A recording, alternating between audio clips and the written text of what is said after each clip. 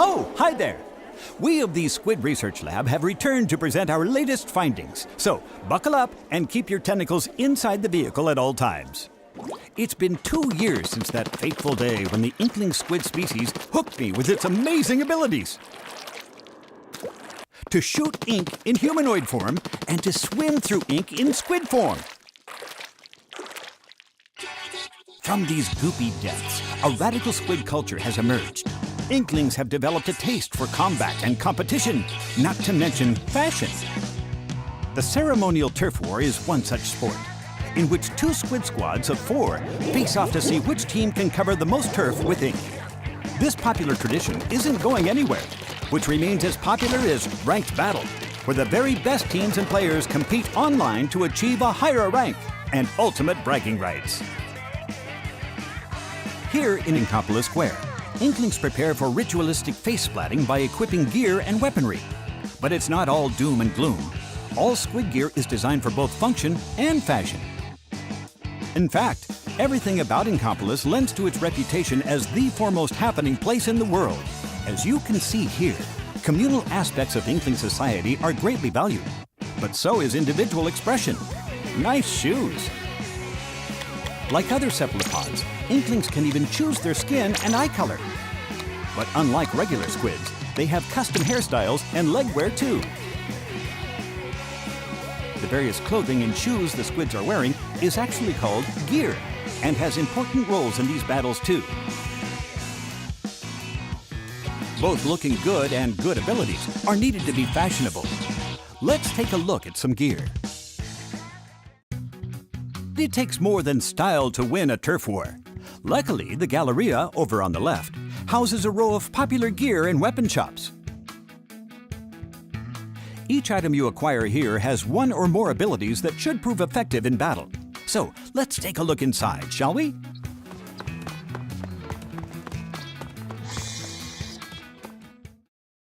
This is the headwear shop, Headspace. Got fashion on the brain? So does Flo. From hats to glasses, this sea slug carries it all. Though I must say, she's a bit of an odd one.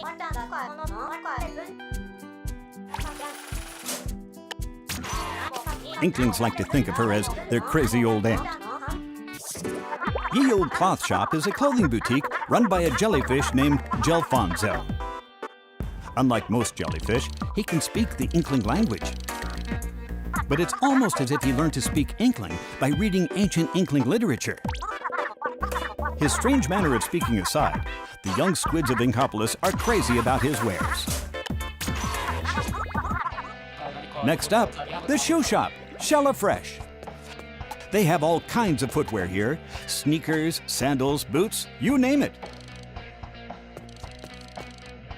And might I add that Bisque is the least crabby spider crab I've ever met. He's got an air of experience, and he's a pretty chill guy to boot. Last but not least, let's hit up the weapon shop, Ammo Knights. You may recognize the horseshoe crab who runs the place. Sheldon has a gift for weapon design, and his uncanny ability to blather on about ink weaponry is second to none. Now, I know what you're thinking. If only you could tune out his weapon dissertations with the press of a button. Well, now you can. Sheldon's really outdone himself. I can't wait to study these weapons in greater detail. To start, weapons come in sets of 3. A main weapon, a sub-weapon, and a special weapon. Let's examine some main weapons first. Your standard shooters are great for both splatting opponents and inking turf. There are many different types of shooters to choose from. Rollers are adept at inking turf quickly and devastating at close range. They can steamroll opponents while rolling along the ground, or they can fling a wall of ink to keep opponents at bay. Chargers are long-range weapons well suited for sniping distant foes. They have a long and narrow ink trajectory, which is ideal for creating ink lanes that your team can quickly swim through. But they're generally pretty slow at inking turf. Splatling cannons, like chargers, have to be charged up before unleashing a torrent of ink. But what a torrent it is! They're slow, though, and the long charging time leaves you vulnerable. Sloshers may be a rather unconventional weapon type, but there's no arguing with a full bucket of ink to the face. Blasters shoot out a ball of ink that explodes on impact or in midair. It's great for spotting opponents hiding behind corners. Each weapon and weapon type has its strengths and weaknesses, so you may want to shop around before you settle down. In Splatoon 2, some of the weapons have extra functionality that was not present in the first game. Chargers now let you keep your charge while swimming around in ink. Rollers can be swung vertically to increase your range. And the new dualies let you dodge roll. As you can see, some weapons open up some interesting maneuvers. But what good is R&D without the development part? Introducing the Clash Blaster. It has short range, but its high firing rate and explosive tendencies keep the enemy at bay. Introducing the Fling-a-Roller. Its horizontal swings are fast, and though its vertical swings take longer, they fling ink further too. Believe it or not, the roller changes shape depending on how you swing it. I wonder if shapeshifting has a special significance to Inklings. Introducing the Goo-Tuber. This one is special. It holds a charge for an extremely long time. And as a result, you can move to a better location while powered up and unleash a mighty sneak attack. Ka-chow! Introducing the Dapple Dualies. Even for a pair of dualies, these things are incredibly light in weight. That way you spend less time dodge rolling and more time winning.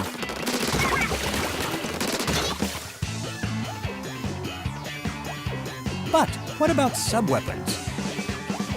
In addition to spreading ink and attacking, sub-weapons provide other abilities that help with both defense and reconnaissance.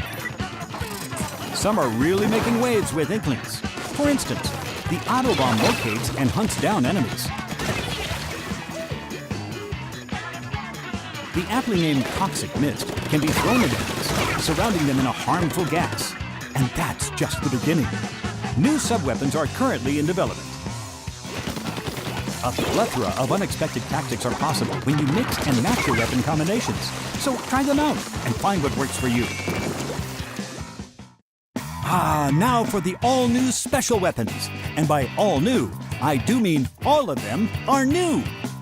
As veterans know, you have to cover turf to fill up your gauge, or no special weapon for you. Additionally, when another player's special gauge is full, their UI icon will glow, giving you more information on which to act.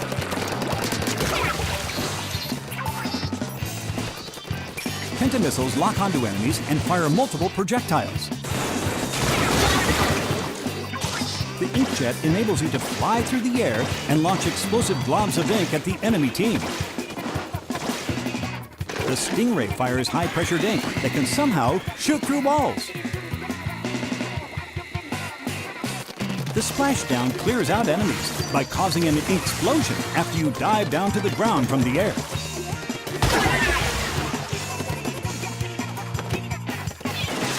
The ink storm is always making it rain ink. The bomb launcher allows you to launch a barrage of bombs onto the battlefield.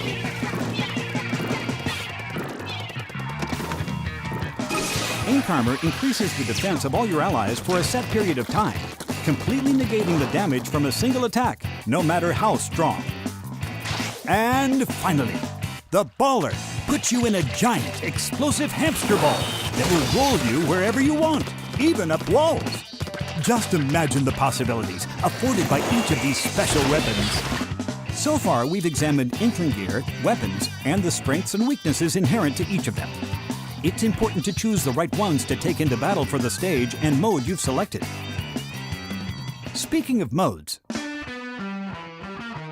Turf War is just that, a battle for territory. No matter how many times you get splattered, if you ink the most turf, victory is yours. It really pays to cover up enemy ink. It not only adds to your coverage, it reduces theirs and restricts their movement around the stage. Inklings will do battle anywhere. City streets, a sports club, An academy. A concert. A racetrack.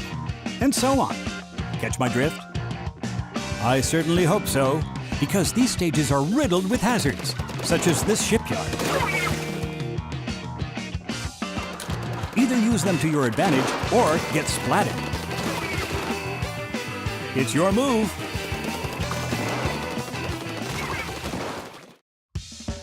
In addition to turf war, serious squids can experience the thrills of ranked battles. There are 3 modes that rotate every 2 hours. Splat zones. Fight for control of the splat zones placed on the stage. The team that maintains control of them longest reigns supreme. Tower control. Fight for control of a tower that moves on rails when you're standing on it. Ride it all the way to the goal in the other team's area to win. The tower will stop at key checkpoints, resulting in fierce battles for possession. Rainmaker. The team that carries the Rainmaker to the goal in the other team's area will be declared the winner. The Rainmaker itself is a weapon that can fire powerful charge shots. Pushing your team forward while protecting the Rainmaker is the key to victory.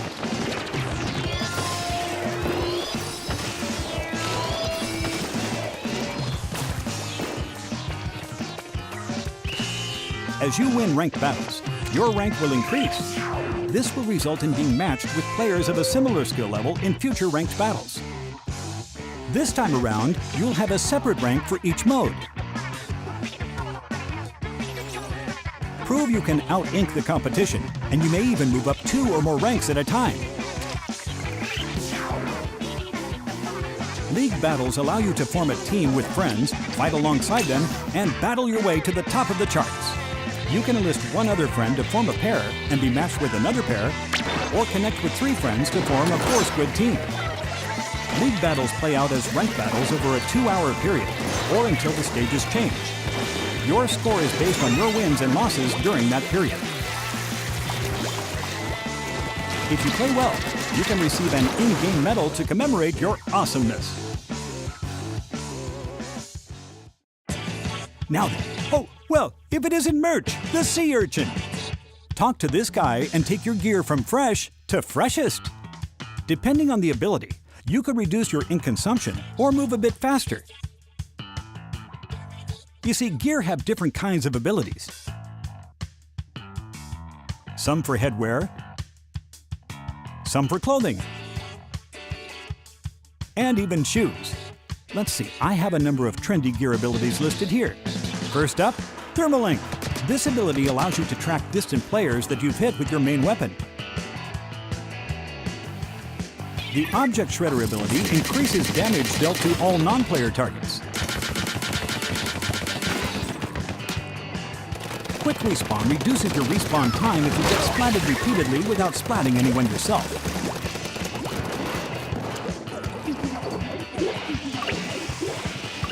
On the flip side, Respawn Punisher increases respawn time, and the special gauge spawn penalty for you and any player who splats you.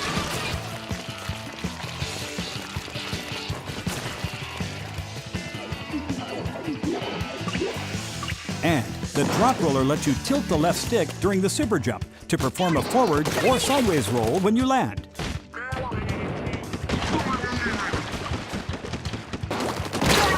Want to know what you're up against? Check out the other player's gear on the map screen.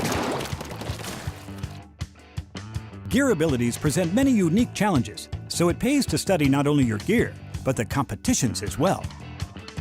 Remember, Merch can add or remove gear abilities.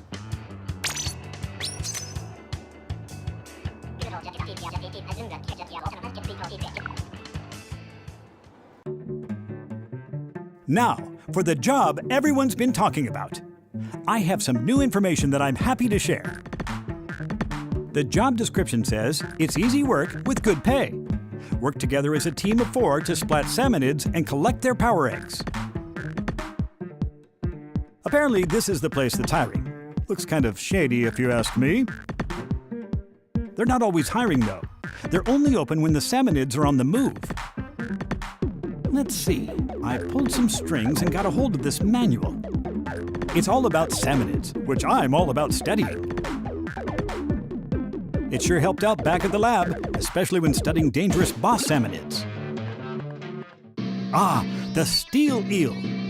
These salmonids block your path with their long bodies and lay down ink wherever they go. Flyfish use jetpacks to hover while firing squid-seeking missiles.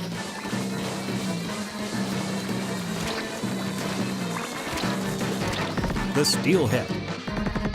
This behemoth fills bombs on its head with toxic ink and then throws them at targets. I'm afraid that's not all. Other undiscovered species of boss salmonids lurk in the depths. Science changes with the tide, and so too does the water level. Stay on guard when fog hits.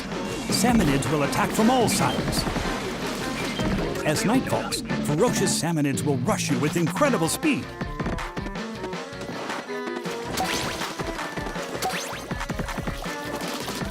Indeed, it certainly is dangerous work. However, special rewards make it more than worth the trouble. Some items can only be earned in Salmon Run. They may open up new possibilities in battles, so why not give it a go? Next, I'll detail a new service in Splatoon 2 that will help you stay in touch with Inkopolis, even when you're not near your console. Say hello to Splatnet 2, a service that puts information such as stage schedules, gear, and stats at your fingertips.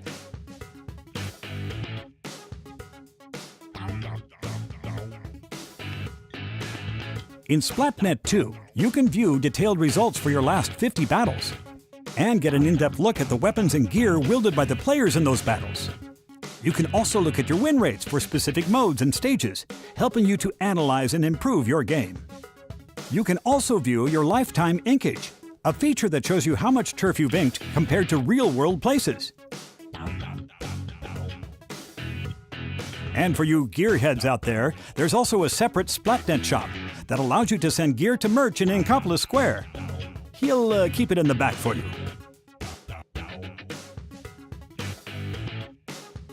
Splatnet 2 will be available to use via a smart device app called Nintendo Switch Online.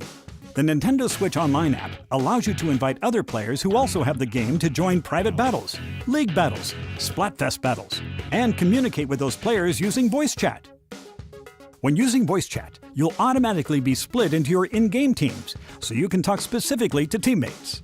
Give it a go!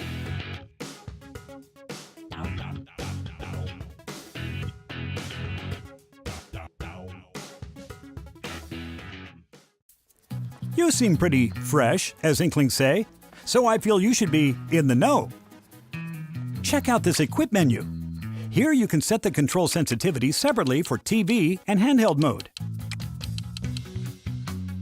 And there's also a handy sort feature. Next on my list is Amiibo figures. You can save your control settings, gear, and weapon loadout, and nickname to any Splatoon Amiibo.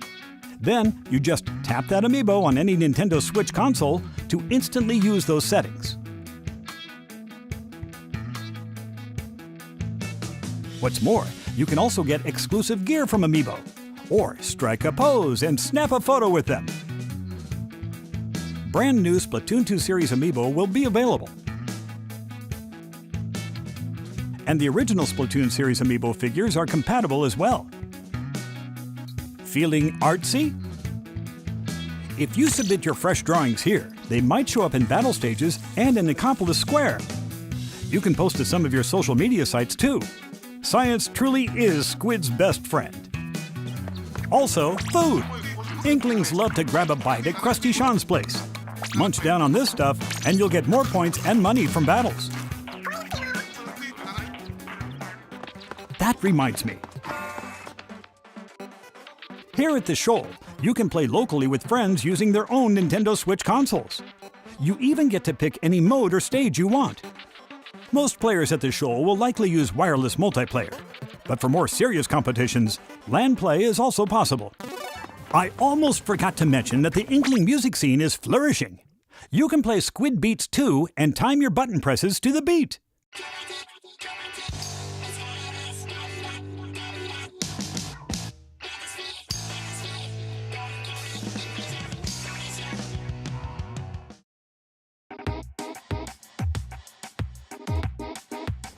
Notice this manhole, or squid hole in the plaza? It leads to the home of the Octarians, arch nemeses of the Inklings. Venturing here will put your prowess to the test. Stand alone against a multitude of challenges and an army of menacing Octarians. It's also a great place to learn the battle basics. You can take different weapons into battle and master their many uses and nuances in combat situations.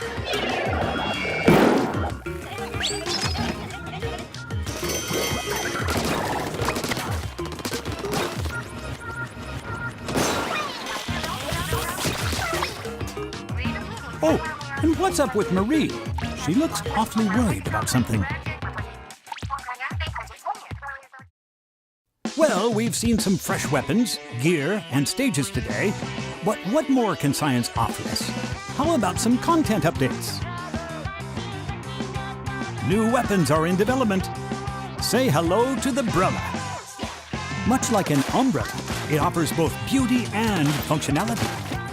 Press and hold the button to open it up and block enemy attacks. And if you continue holding down the button, you can even do this. Of course, once used, you won't be able to open it for a while, so be careful. Plus, new special weapons are on the way.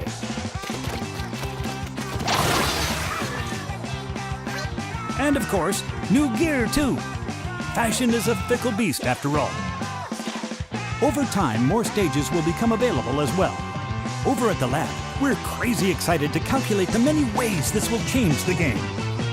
Expect weapon, gear, and stage updates for around a year, along with 2 long years of Splatfests. I guess you could say it'll stay fresh. But what is a Splatfest anyway? I'm sure some of you know them even better than me. These events split players into 2 sides and pit them against each other in 4-on-4 matches for a limited time. Each Splatfest has a polarizing theme, leaving players with one option: pick a side and compete to win in turf war. May the freshest team win. And for the first time, you can fight alongside your friends on the same team.